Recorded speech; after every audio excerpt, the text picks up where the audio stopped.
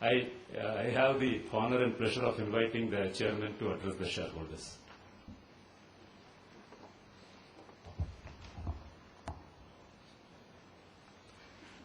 Good morning, ladies and gentlemen. It gives me great pleasure to welcome you all to our 56th AGM of your company. The annual accounts and other management reports which have been circulated are in the annual report, and with your permission, I take them as read. There were two major developments of note in the last year that had an impact on our business. One, the Indian economy recorded a growth of 9% for the third consecutive year. Second, crude oil price breached $100 per barrel mark. Petroleum products demand increased in response to the growing economy. While demand for oil products went up by 7%, demand for petrol, diesel and LPG recorded a double-digit growth. These three products account for half the demand barrel. Further, prices of all these products are controlled. Thus, although high economic growth and consequently high demand for petroleum products is positive for a business, high crude oil prices puts the financials under pressure in view of the limited pass-through to end product prices. What is interesting is that demand for products that are not part of the price controls has risen despite high prices. For example, demand for bitumen and ATF increased by 14 to 17% in the last financial year. Both the factors are reflected in our performance. We achieved highest ever crude throughput of about 17 million metric tons with 129% capacity utilization. Total sales were about 24 million tons with about 22 million tons sold domestically. Today, the turnover of the company is more than 1 lakh crore rupees.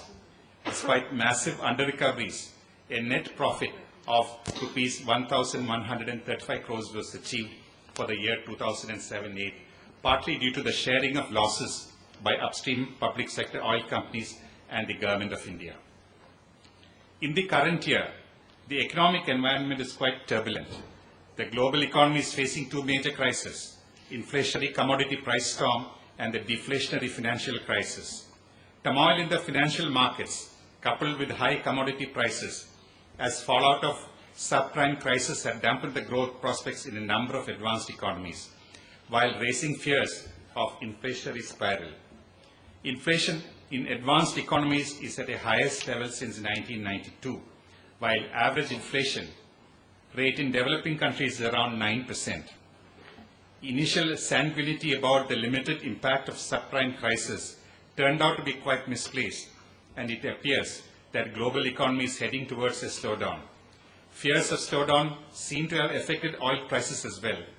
Oil prices hovered around $150 per barrel recently before retreating to about $95 per barrel.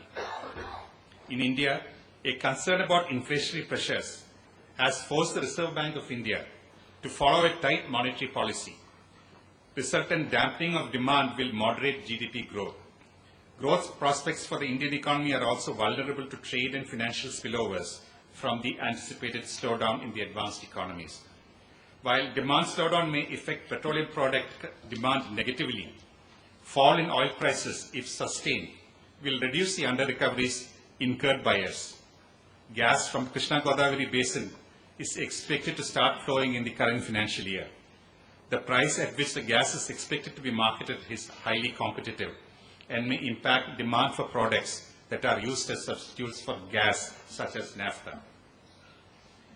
In the recent past, project costs have gone up sharply due to high commodity prices, tight market in specialized equipment and shortfall in qualified engineering resources.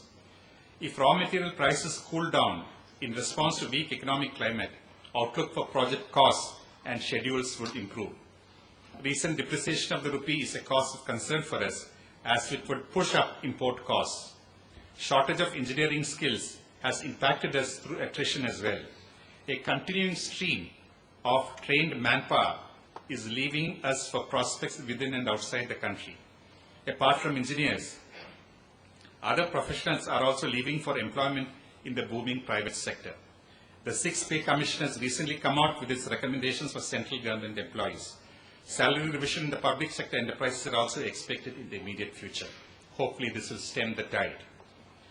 We have been facing severe liquidity problems resulting in increased short and medium-term borrowings, which have become quite alarming.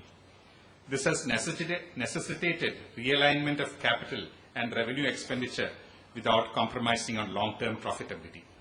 While the corporation is going ahead with the much-needed improvements in infrastructure,